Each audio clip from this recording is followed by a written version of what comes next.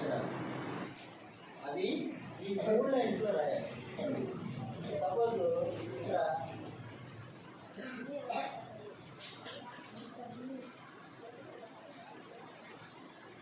A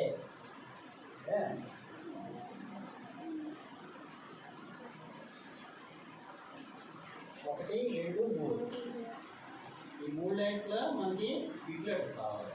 small letters ఎప్పుడు కూడా ఈ మిడిల్ లైన్స్, ఈ లైన్ మిడిల్ అంటే మధ్యలో ఉండేటువంటి లైన్స్లో స్మాల్ లెటర్స్ రాయాలి. ఏ ఇది కూడా మీరు రాసేటప్పుడు గుండ్రంగా సున్నా పెట్టి